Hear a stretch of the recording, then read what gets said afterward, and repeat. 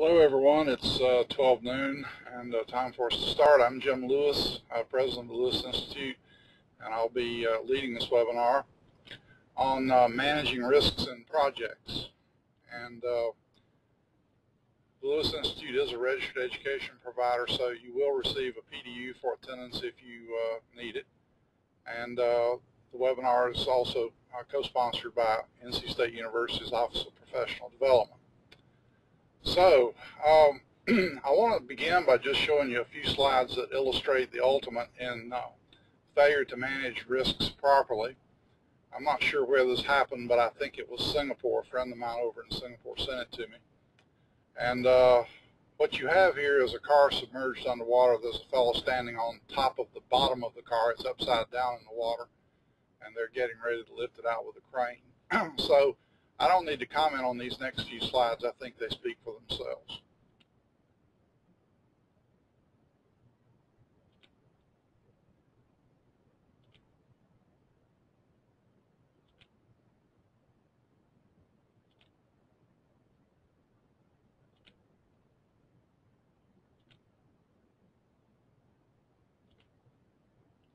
So that illustrates what happens when you don't pay attention to risks and they get you.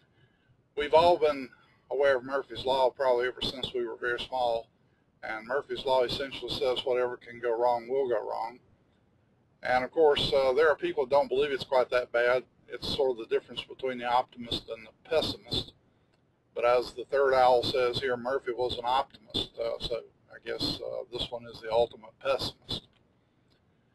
I looked up the dictionary definition of risk in Wikipedia just to see what they had to say, and I like their definition. They say risk is the potential that a chosen action or activity, including the choice of inaction, will lead to a loss, that is, an undesirable outcome.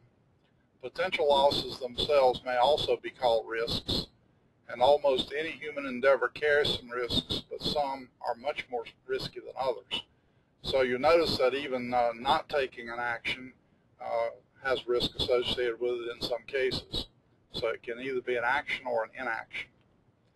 Now, risk management is the identification, the assessment, and the prioritization of risks, followed by coordinated and economical application of resources to minimize, monitor, and control the probability and/or the impact of unfortunate events, or to maximize the realization of opportunities. Again, this definition came from Wikipedia, and I think it's a pretty good one.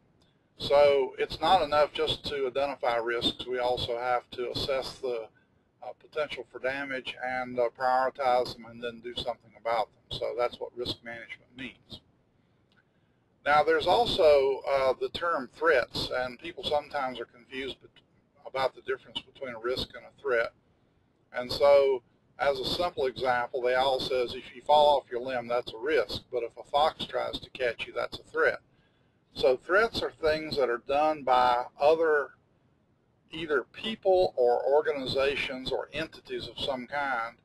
They aren't necessarily deliberate. For example, if you're trying to publish a book and another publisher comes out with a very similar book just ahead of yours, or a new product just ahead of your product, that's a threat that you face in the marketplace, even though it's not intentional. Risks, though, are that your books may not make it to market on time, or they may get damaged, or something of that nature. So there's a difference between the two, and they are often managed differently. Risks we tend to have a little bit more control over than threats, especially when we don't even know the threat exists. So competitor analysis and trying to get information about competitors is one of the things that we do to try to deal with threats, but it's very imperfect knowledge, and oftentimes you have a little bit more control over risks themselves. One of the things that has interested me for some time now is the fact that we tend to pay attention only to certain categories of risks, and I tried to think of the different categories that are involved and made a little table here that is a partial listing of things. For example, we have internal factors that is, things that are internal to our own organization. We have external factors. We have psychological biases, which are within ourselves. We have team dynamics, which means that we have dynamics within the group, and those could, of course, be internal factors, but sometimes it's useful to just break those out. And then we have performance of people kinds of issues. So let's just take a look at some of these things. One of the most common causes of projects getting in trouble is lack of resources. And this is often because we are trying to do way too many projects for the number of resources that we have. It's probably the biggest single problem for organizations today. They've got a huge wish list of things they want to do, but they don't have nearly enough resources, and so they're constantly shifting priorities, moving people back and forth, and the penalty that they pay for that is in setup time cost as they change direction every time. And this is something that can be solved fairly easily by prioritizing projects, doing portfolio project management, and making sure that we're managing projects that are really important to us so that we don't shift priorities all the time. I have known one organization that did this, and in terms of productivity, they thought that their productivity just about doubled by prioritizing projects. So this is something you may want to consider. Another internal factor that is often overlooked, but that causes all kinds of havoc for project managers, is systems themselves. It's something that a lot of managers don't think much about, but the systems that people work in actually affect their behavior profoundly. And two of the most common of those that affect behavior are, of course, the measurement system and the reward system. Dr. Edwards Deming used to say that what is measured gets done, and he could also have said what is rewarded tends to get done.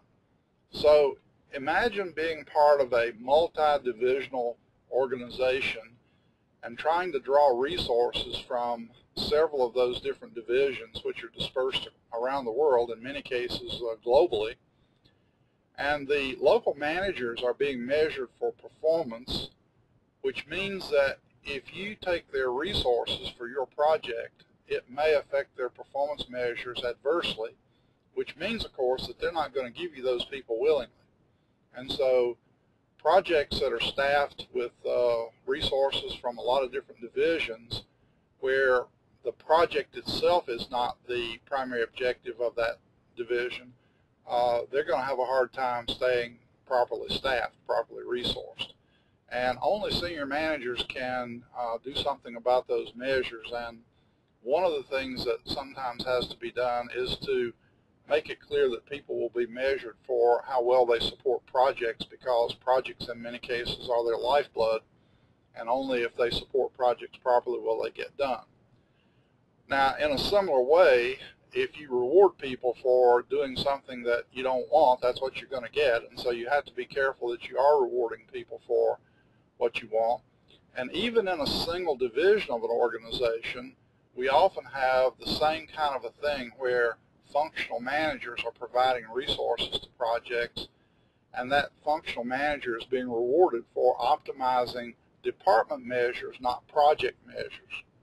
And so again, one of the things that sometimes has to be done is to reward functional managers for how well they support projects. Another internal factor that can cause a great deal of grief is lack of management support for the project. It's amazing how senior managers usually make the decisions to start projects, but they don't always support them because each person seems to have his or her own favorites. And so occasionally you'll find that the project is not supported by senior managers. Changing priorities, I've just mentioned. This is a common thing. The joke is that every time the wind changes directions, the priorities of the projects change as well. The next item in that column is not using lessons learned. This assumes, of course, that the organization is actually doing lessons learned, which is a big assumption on my part, because it's getting better, but surveys are showing that, for example, in an audience of 400 people, I saw a speaker poll the audience and asked how many people do lessons learned reviews, and only 12 people were doing them on a regular basis, 12 people out of 400. But then he asked the compelling question, which is, of the 12 of you who put your hands up, how many of you actually act on those lessons learned reviews so that you don't make the same mistakes again? And 2 people put their hands up. There are 2 aspects to using lessons learned reviews. One of them is to be sure you don't do the things you did wrong the first time, or things that should have been done better. And the second one is to actually act on the things that you did well and make sure that you do them again. So we really should be using lessons learned reviews to inform how we manage the next project. I heard about one organization who does it correctly. Their philosophy was that before you could start another project, you had to review the lessons learned from previous projects, and you had to tell senior management how you would avoid making the mistakes that were made on previous jobs, even if they weren't yours, because we should be learning from all the projects in our organizations and not just the ones we've done ourselves. The next internal factor, and this is a very common one, is for the project sponsor to try to tie down all of the project constraints. For example, if we have, I usually use a 4 constraint model instead of just the old 3 constraint, good, fast, and cheap. I use performance, cost, time, and scope. And anytime you have 4 constraints, you can only assign values to 3 of them. The 4th one has to be a floater. And this is a mathematical reality because these things are interrelated. And of course, it's common for sponsors to want to dictate good, fast, and cheap, all 3, and then to try to assign a value to scope as well. So that just doesn't work. You know, it's like trying to dictate the lengths of the sides of a triangle as well as to specify its area. If you dictate the 3 sides, the area is determined automatically, so you can't dictate all. The next one is unrealistic targets, and this is a huge risk for projects, and oftentimes these targets are based on wishful thinking, or they're based on outdated history. I know of a fellow who tried to run a project that the president of the company told him should be possible to do for half what he had estimated it would cost, and that president's estimate was based on a project done 10 years before that. And of course, the project could not possibly hit that constraint. It was a totally unrealistic constraint to begin with. The final item in that column is using ballpark estimates to select unapproved projects. Those ballpark estimates, as everyone knows, are grossly inaccurate in many cases. They're made by just looking at previous projects and adding a little bit on for this and taking off a little bit for that, and then those become targets in a lot of cases, and when you don't meet them, that's considered to be a failure. I think we really should be careful how we define project failure in that respect. That's not a project failure as such. It's a failure to establish realistic targets in the first place. So it may not have anything to do with the ability of the manager, project manager, to get the job done as it was supposed to be done. So that's just a handful of internal factors. There are a whole lot more, and I won't go into any more detail about those. I'd like to just hit some of these others lightly. External factors, of course, are very obvious to us. If you're in construction or road building or anything where things are affected by weather, that certainly is a factor. And we generally try to work around weather delays by padding schedules and moving things inside when we can and things of that nature. But the weather can work both against us and for us.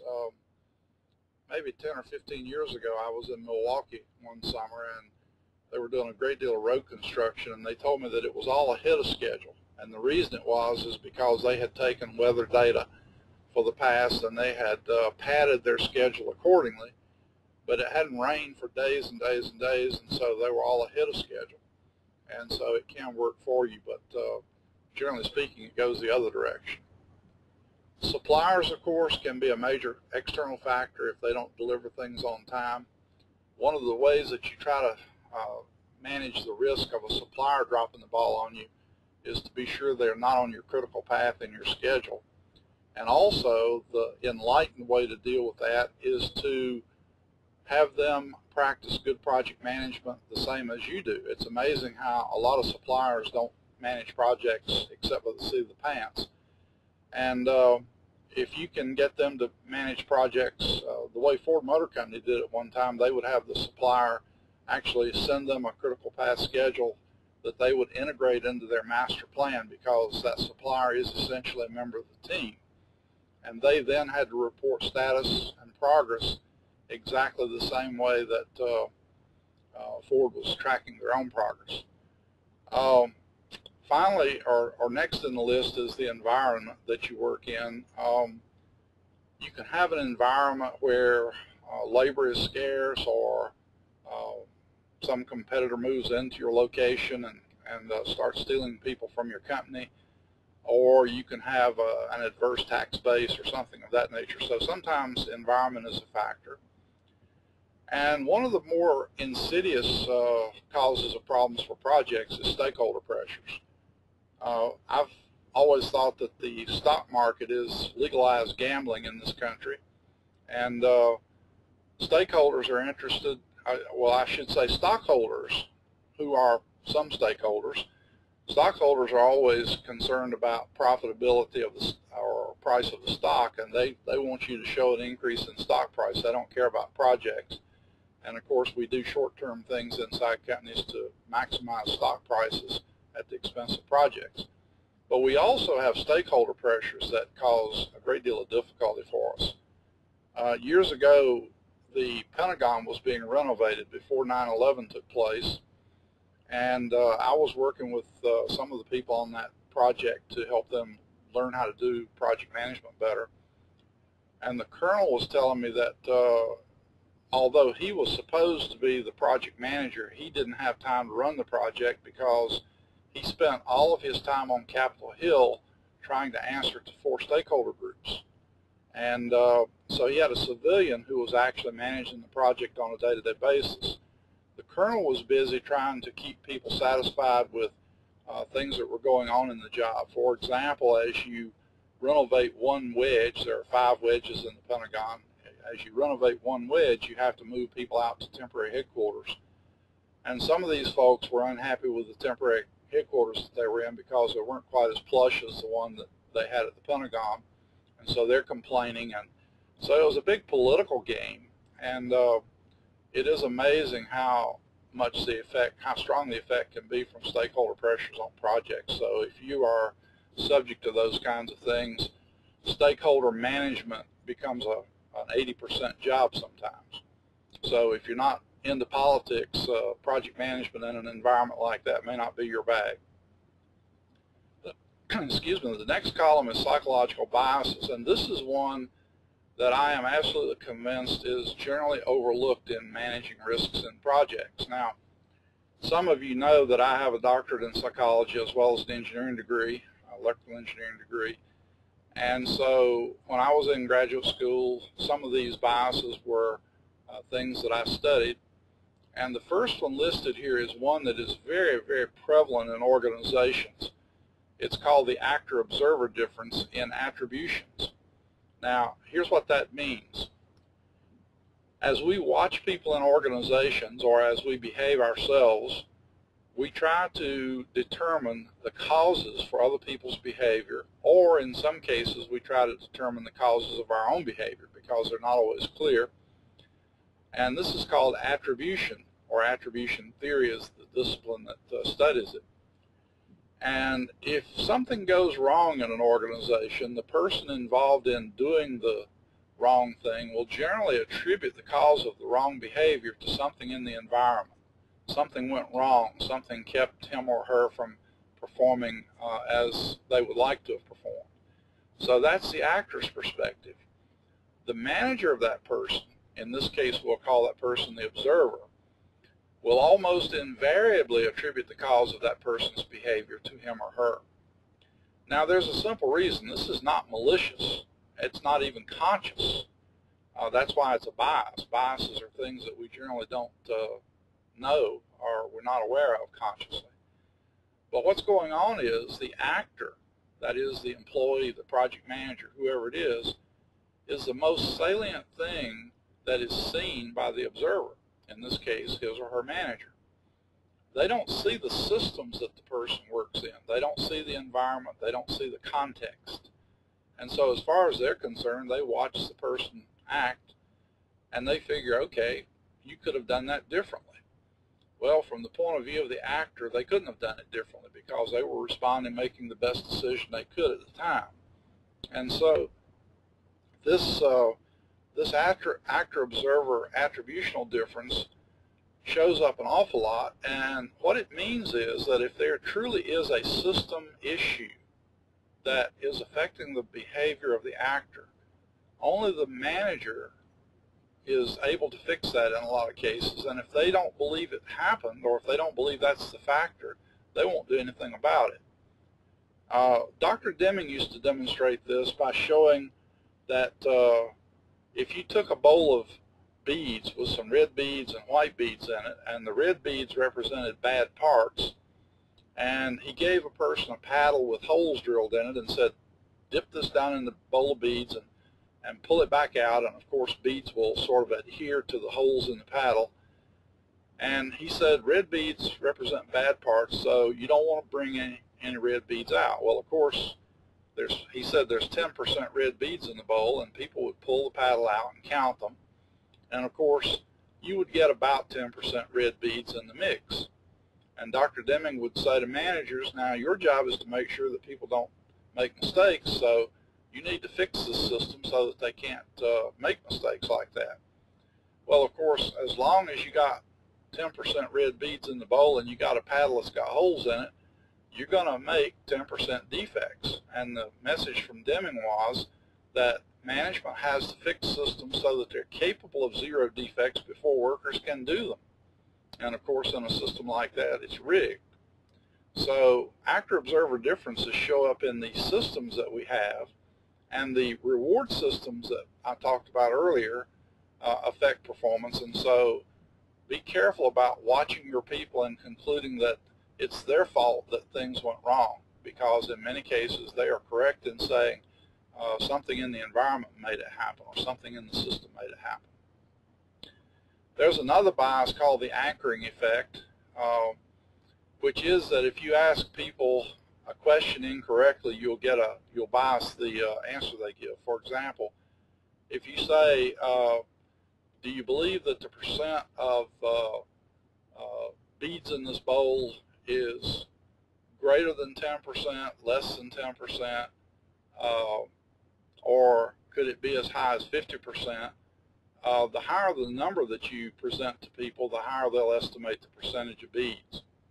And they even did an experiment where they asked people to tell them the last 4 digits of their social security number, and then had them do an estimate, and they found that the higher the person's social security number, the higher the estimate the person then gave for something else, something totally unrelated to it. This is a really strange phenomenon, and you might sit there and think, my goodness, I don't believe that that's even possible. But it's been done through research. And I need to tell you that there is a great little book, it's in the slide at the very end of this presentation, by Michael Dobson, in case you want to write this down. It's Michael Dobson and Ted Lehman, and it's called Creative Project Management. And they have a great deal of information in their book about these kinds of biases. These are really, really incredible, and the effect on projects is probably much greater than we think. You'll notice the next one there. This is a bias. Senior managers won't accept reality. That is, you tell them, okay, it's going to cost this, or it's going to take this long to do the project, and they won't accept that as a reality. It comes from the fact that they have become convinced somewhere along their careers that project managers are bad about sandbagging. They're going to pad their estimates like crazy, and so whatever they tell you is suspect. This, at one time, was one of the 12 major causes of project failure. And if you haven't seen this happen, sometimes at annual budget time, we turn our budgets in and senior management says, that's too high, you ought to cut that by 20%. And sometimes you feel like saying, well, if you're going to tell me what it should be, why didn't you just do that and not ask me about it? But it does happen, and it's, again, it's not usually malicious. It's because of a belief on the part of those managers that we're padding. There's another one that is interesting. I don't know that I stated it correctly, considering risks to be unimportant. Considering risks to be negative thinking might be a better way to say it, because a number of years ago I had managers tell me when I was doing internal training that they didn't want me to spend any time talking about risks because they didn't want their people to start thinking negatively. They wanted to have them, they wanted them to have a positive attitude. Well, that comes from the next point there, where the admiral says, "Damn the torpedoes, full speed ahead." That might be a proper attitude in the military, where you can't worry about the torpedoes or you won't go forward, but it's a scary proposition in organizations to ignore risks that are out there. And we have seen some examples of this where risks were ignored because they were considered to be unimportant, and disasters occur as a consequence. The next one is unquestioned assumptions, and this is a kind of a theme that has emerged for me in the past couple of years, that we don't spend nearly enough time questioning our assumptions about our projects. And I'll give you one example about that. I heard about a software project that was planned, and they thought it was going to take a year because they had estimated that there would be something like 20,000 programming hours, and they were going to put 10 programmers on it, so that meant there would be 2,000 person programming hours, which would be about a calendar year. Well, they launched the project thinking it was going to take a year, and only a week or two into it, they discovered that one fellow, his wife was pregnant and was having a problem pregnancy, and he was out an awful lot over at the hospital trying to make sure that she was okay. Another fellow they discovered couldn't program in C++. In other words, there just were a whole host of things that were going wrong in that project. And so, long story short, that so-called one-year project wound up taking 3 years. And I mentioned this on a slide later on in the course. So we need to constantly be questioning our assumptions. What are we assuming here when we make these estimates? What are we assuming when we say that this can't be done before that gets done, you know, when we do our schedules and things? Because if the assumptions are invalid, then we're going to have an invalid plan. Now, this next one is a psychological phenomenon. I put it under team dynamics because it occurs only in teams. Groupthink is a phenomenon that occurs when a leader suggests a course of action and the team accepts it and runs with it without ever questioning it. So, for example, some of you are probably way too young to remember this directly, but you may have studied it in the history books. Back when President Kennedy was in office back in the 60s, they discovered that the Russians were putting missile silos down in Cuba. And Ike Eisenhower was the outgoing president at the time, and he was a former military general. And he suggested to President Kennedy that they should do something about this because that was way too close to home for them to have missile silos down there. And so he suggested that they go down and shut these things down. So this was the Cuban Missile Crisis. And President Kennedy got his staff together, brand new staff, brand new cabinet, and he said, okay, Ike has suggested that we ought to send troops down there. I'm inclined to agree with him. What do you folks think? Well, think about that. Brand new group, not even a team yet, just a group. And the leader has suggested that they ought to do this. So the discussion, of course, is mostly in support of the president. There was only one dissenter in the group, and that was Art Schlesinger. And during a break in the discussion, Bobby Kennedy, who was the president's brother, found Schlesinger in the hallway, and he said, Art, what is it with you? He said, don't you see Jack has his mind made up to do this? Why are you rocking the boat? Now notice that expression, why are you rocking the boat? In other words, if you're a good team player, you won't buck the leader. And that's a common misconception, and it's also part of the reason why we fall into groupthink. Well, the thing was a fiasco and a disaster, and after it was all over with, the president realized what had happened, and he called them back together, and he said, I do not want a yes-man cabinet. You tell me what you actually think, and that's one of the keys to groupthink. If you'd like to read about that, Irving Janis wrote a book years ago called Decision Making, and he talks about groupthink and says that the leader has to be careful not to suggest a course of action until the group has had time to fully discuss it openly. And there is some protection in that, but I will tell you that people will look for signs of what you believe as a leader, so you have to be careful not to telegraph to them your beliefs, even non-verbally.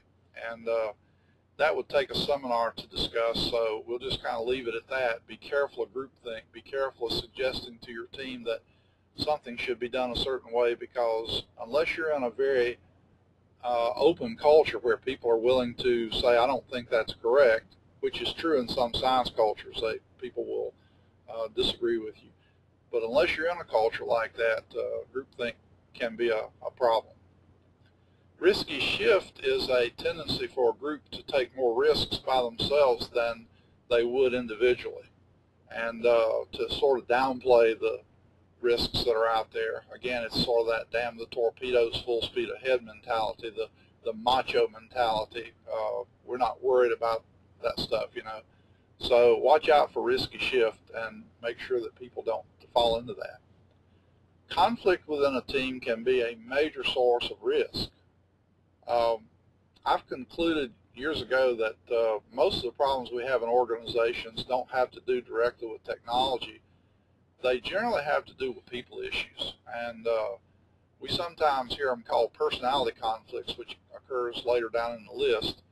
But they can be conflict over resources, they can be conflicts over objectives, they can be conflicts over procedures. How are we going to do these things? And so you as a team leader, if you see conflict going on in your team, you need to do some conflict resolution. And if that's something that you don't particularly like to do or you don't have the skills to do, I suggest that you get someone to help you with it, because conflict never goes away by itself. Unless somebody goes postal and shoots someone, then it goes away. But generally speaking, we have to do something positive to resolve it. Now, if you've ever been in an organization that didn't suffer from poor communication, write me an email later on and tell me about it, because I'd like to do a case study on it. I think poor communication is probably a given for most organizations, and it is a major source of risk. If people don't understand the directive and go off and do the wrong thing, that's going to cost you tremendously. And having to do rework, things that should have been done right the first time, simply because someone misunderstood the directive, is a really expensive proposition. And so there's another source of risk in the project. Lack of cooperation, you know, we euphemistically call our groups teams, but a team is a group of people that cooperate and collaborate to achieve a common goal or objective. And what you find in a lot of teams is competition and not cooperation. And so watch out for that. If a team goes through the normal development stages of forming, storming, norming, performing, it's only when they get to stage 3 that you begin to see a lot of cooperation. So in the forming and storming stages, competition and conflict are the byword, and only when you get into norming and on up to performing will you see people begin to really cooperate. So you can't just take for granted that you have a team. You have to actually build one. That is itself a risk management approach, even though it's not something that shows up on most risk management plans. The next one is hidden agendas. For example, if you have a team member who's been assigned to your project and that person's unwilling to be there, they may do everything in their power to sabotage that project just to get even for being assigned to the project. That's a hidden agenda. And you can't do anything about it unless you discover that it's there. And if you do discover it, then you have to deal with that person one-on-one and try to get it resolved. The personality conflicts thing, two people just don't like each other and they snipe at each other and they do things to sabotage the other person. Those are common issues in teams, and all of these are risks to project performance. And then finally, we have just general performance of people. Incompetence, whether it be that of the project manager or a team member, can be a major cause of project failure. So that's a big risk to a project. And with all due respects, there are a lot of people who become project managers accidentally. Bob Wasaki and I wrote a book called World Class Project Manager, and we talk about the accidental project manager, a person who was in the right place at the right time or the wrong time, depending upon your perspective, becomes a project manager. As a matter of fact, I was an engineer for 15 years, and the normal career progression is to become a senior engineer and then a project manager. And they sort of reward you for doing a good engineering job by making you a manager. Well, there's an inverse correlation between being a good manager and being a good engineer. As a matter of fact, the best engineers often make the worst managers. And that's true, by the way, of the best senior scientist, the best programmer. It's a different skill set that's required. And so a lot of times they make someone a project manager who doesn't really know how to run projects, and by the way, they don't give them any training in it either. They just expect them to have a genetic predisposition maybe. And so that's a big risk. Estimating errors are common risks. Some people are typically optimistic about how long it'll take them to do stuff, and some people tend to be very pessimistic. It actually is possibly more risky to have optimistic estimates than it is the other way around, because inexperienced team members will sometimes think they can do things way faster than they can, and then that's a risk to the project because they can't actually pull it off. Poor execution of the plan. We put the plan together, but we don't execute it properly, especially failing to follow the plan when a change is made to it. We hit a snag somewhere, we change the plan, or we hit a snag and don't bother to replan, and so we just kind of abandon the plan at that point, and that's a risk to the project. Lack of people skills is a very common risk. I have a friend who had some project managers working for him, one of whom had terrible people skills, and to put it very bluntly, this guy, every time he interacted with a stakeholder, would just make him angry. And my friend wound up having to go in behind this individual and do damage control, and he was spending so much time doing damage control, he finally had to say to the guy, I have to take you out of this position because I don't have time to run the project for you, and put him back in his technical job, which was where the person belonged in the first place. Not everybody should be running projects, and so if you have any say about that in your organization, I would suggest that you look closely at their people skills, because that's the most important factor in the whole mix. The next one is actually just a failure to manage risks. You know about them, but you don't do anything about it. And so it's important to recognize that this is one of those inactivity things that creates risks, and don't fall into that trap. Lack of leadership by project managers can be a risk. If leadership doesn't exist, a lot of times people are not motivated by the job, and so that can cause projects to go sour.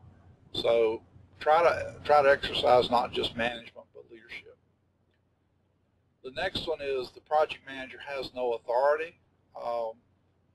The most common complaint I get from project managers is, I've got a lot of responsibility, I've got no authority, and I always say get over it because it probably is never going to change.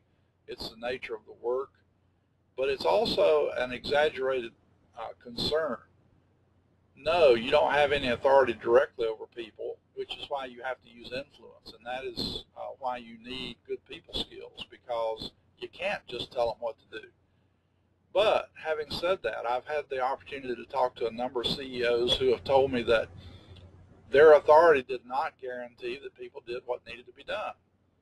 And I've asked, okay, what's your authority do? And they say, well, it gives me the right to exercise sanctions if things don't happen. But those are limited by how much time I have and legal concerns and so on. And I say, well, what do you have to do? And they say, I have to get them to want to do stuff.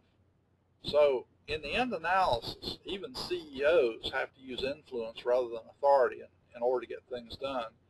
And you and I can't hope to do any better. So brush up on your influence skills. There's a great book called Influencer, and I don't recall the names of the authors, but you'll find it by that title. If you look on Amazon, there's about 4 or 5 authors, and Influencer has some really good strategies in it for use in project management.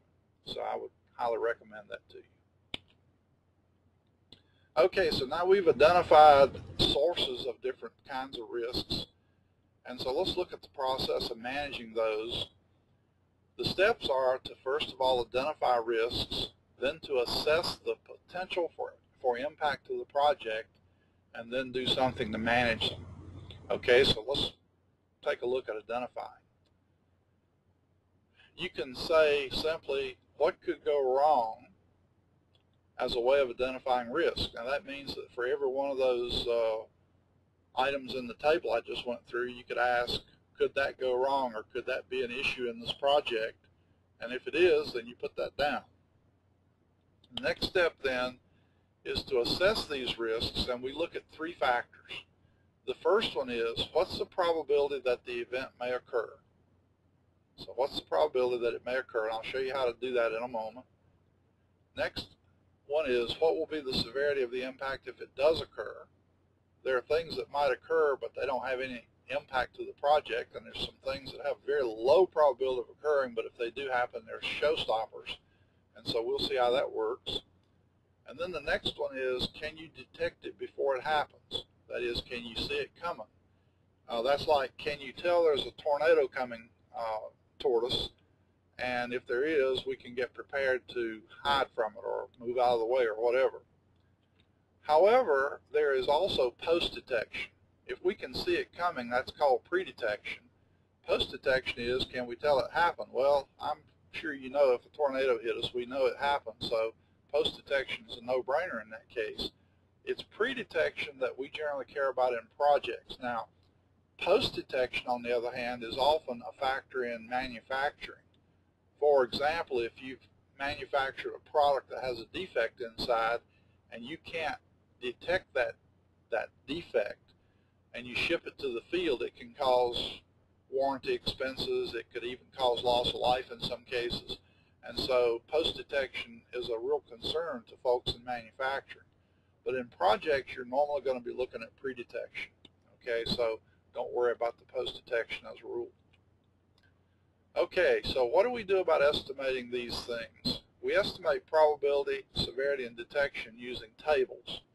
And the first table is the probability table. And what you'll see here is that if the probability of something going wrong, failing, doing something bad, is only 50-50, we give that a rank of 10 points. And if you go to the bottom of the table, if it's less than or equal to 1 in 1.5 million, we give it 1 point. Now there's no 0 on the probability scale because we're going to multiply probability times severity times detection in a moment. And if you put a 0 in there somewhere, it messes up your product. So 1 is the lowest the scale goes and 10 is the highest. If you look at the numbers in the failure rate column, you'll notice that what we're doing is converting a logarithmic scale to a linear rank scale.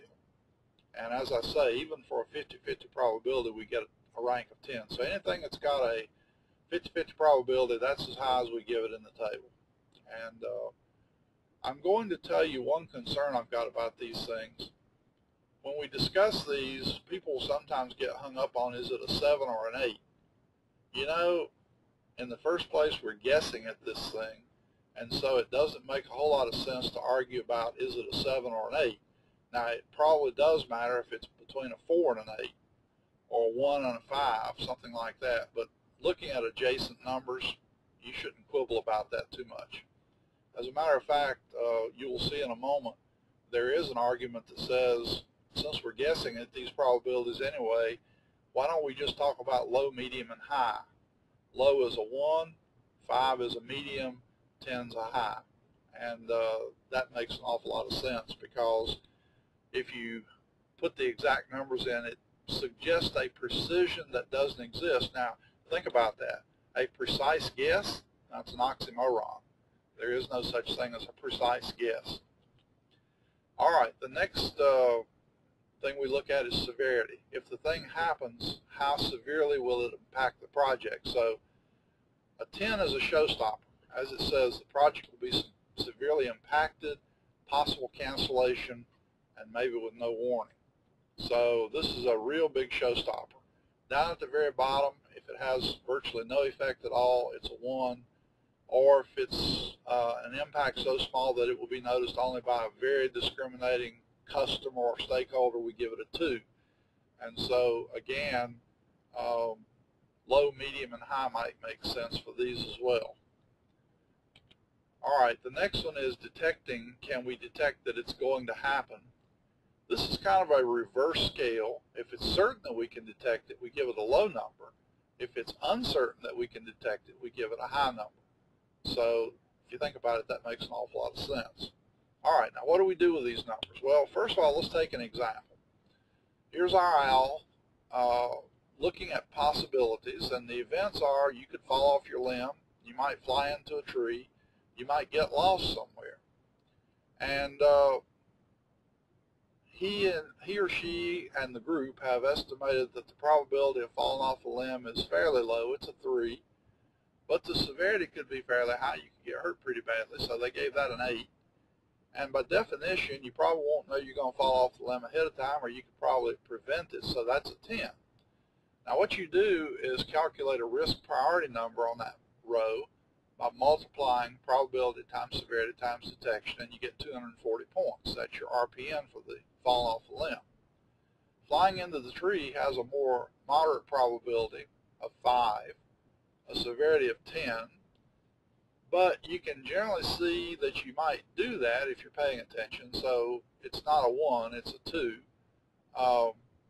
and it gives you an RPN of 100. Getting lost, that's kind of a personal thing. Some people are more likely to do that than others, but these people said, okay, that's moderate as well, 5 points, 2 points for severity, and 10 points for detection, so again, you get an RPN of 100 points.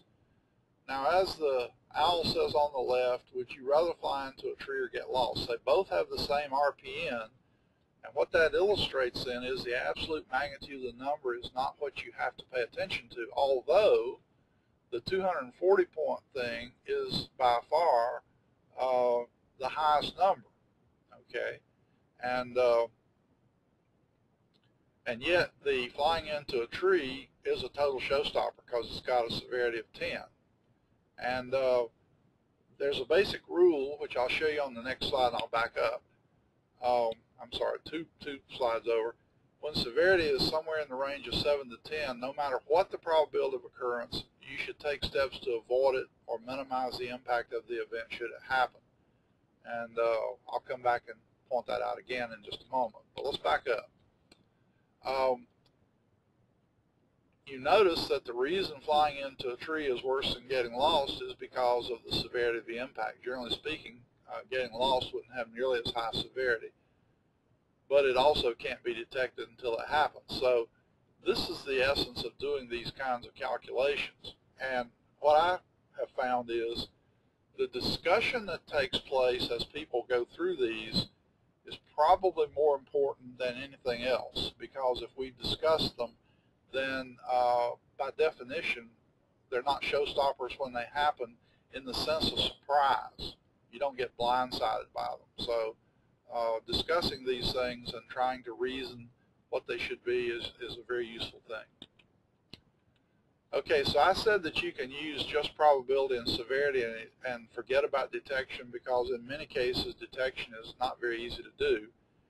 And also you can use ranges of 1, 5, and 9 for both P and S, and so your products become less subject to misinterpretation. So that's a possibility. You just get a risk index here instead of a risk priority number. Okay, now again, let me tell you about the problem with severity.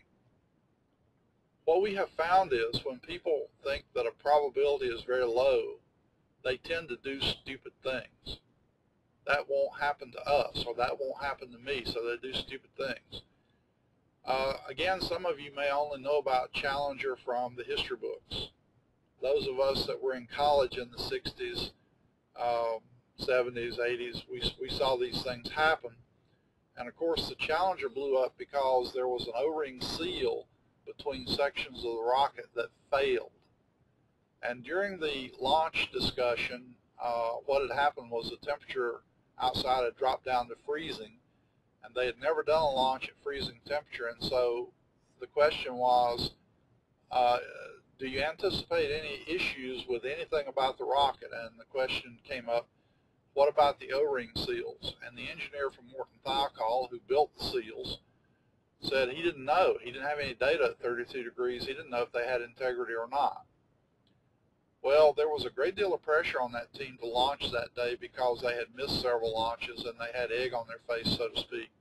And so they put a lot of pressure on the engineer to say that the O-ring integrity was okay. And he kept saying, I don't have any data. I don't know what it'll do. And to make a long story short, they fell into groupthink. The project manager said, well, essentially said, well, if you don't have any reason to say that they may fail, we're going to go for it because we're getting a lot of pressure from the President's office and Congress to do this. And so they fell into groupthink. Now, okay, they think the probability of failure of the O-rings is low. But think about it. If the O-ring fails and the thing blows up, exactly what happened would happen. Everybody got killed. So if you can assign a number to loss of life, on our scale it's a 10. Obviously we would consider it even higher than that, but 10's as high as the scale goes. And so that would argue for don't do it. Just don't do it. Delay that launch again because it's not worth taking that chance. But we see people all the time who, when they think probability is low, they go for it. And that's why we put that severity measure in there so that they may think, well, okay, it may not be a high probability, but if it happens, it's going to be really bad, and I'm not going to take that chance. So please factor that into your risk management. So here's some examples. I just told you about the Challenger. I told you about the software project that took 3 times longer than the estimate because of some faulty assumptions. And I put this last one in there. I don't recall where I saw this, but I saw it in a PMI journal saying that product development projects are typically taking 5 times what the schedule says they'll take in the U.S.